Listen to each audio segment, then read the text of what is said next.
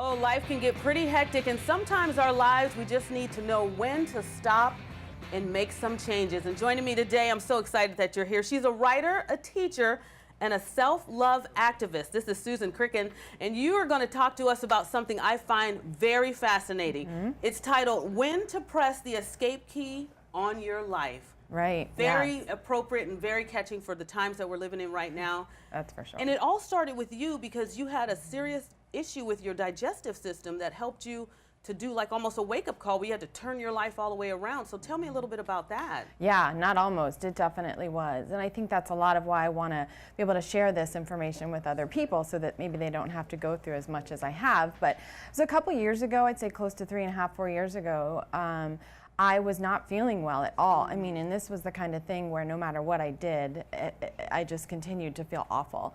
And so it had a lot to do with my digestive system and really literally stopped me in my tracks and forced me to take a look at what was going on in my life and what was happening to me, how I was treating myself, how I was allowing myself to be treated by others. And it's just been this incredible journey ever since then of self-discovery, understanding who I truly am and the kinds of things that I can do and have done to make a difference in my life so that I'm taking care of myself and so that I feel better. And so what are the things that you need to do? Because this is a way that you have to become truthful with yourself. So how do we actually even start the process of pressing that escape button for our own lives? Yeah, well, I'll tell you, a lot of it has to do with the stuff that we don't want to deal with. Okay. You know, it's like getting really quiet and asking yourself, what am I really feeling? Why is this happening to me? You know, when I'm around this person, I don't feel good. What is that all about? Exploring those kinds of things and understanding what it is that works for you and what doesn't. And then when you do figure it out, you have to have a lot of courage to be able to step into that and say, I need to make some changes. Okay. And talk to people, or decide that these people aren't right for your world.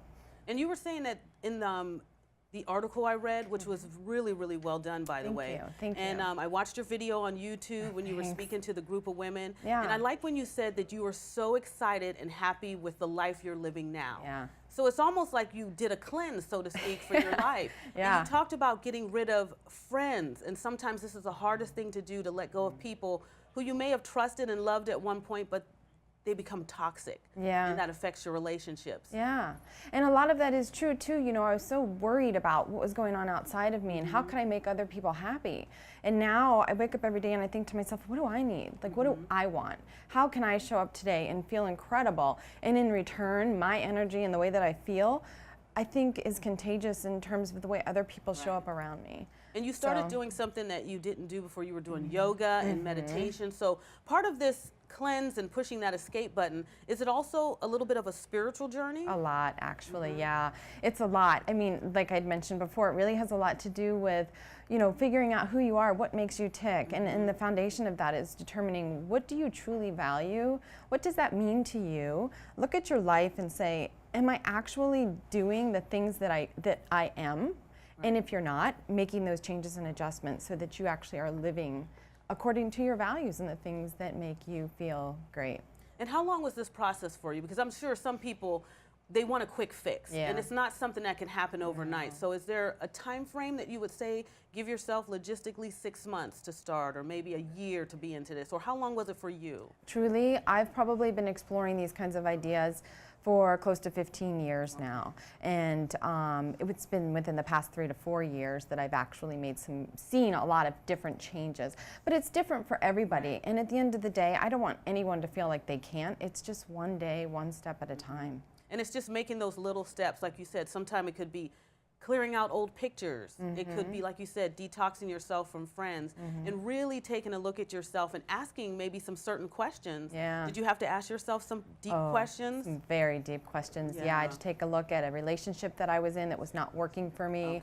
And why was I in that relationship? Was it really something I wanted, or was it messages that I was getting externally from my friends, family members, from society about the time in my life and what I should have versus what I did have? It's a lot of that. You know, checking in, I call it like a relationship audit, where you take a look at, you know, the people you're spending time with. And that could be work people, that could be friends, it could be family. Well, let me ask you this, and I want you to tell everybody where they can go to find out more information, because you are doing some motivational speaking. Yeah. You are helping inspire other people with your journey. So where can they go to get more information? Yeah, I have a website. It's my name, SusanKricun.com. And I post blogs regularly on there. I have a Facebook page, and on my website, all of my different social media icons are there where you can find me. But between my blogs and the work that I'm doing, like you mentioned, I've got some public speaking opportunities and working on seminar series and workshops and all kinds of things. So, well, you're great, and I wish you Thank the best you. of luck, and thank you. Thank you. And we'll be back with more Inside the Morning Scramble and get you ready for summer with Victoria's Secret.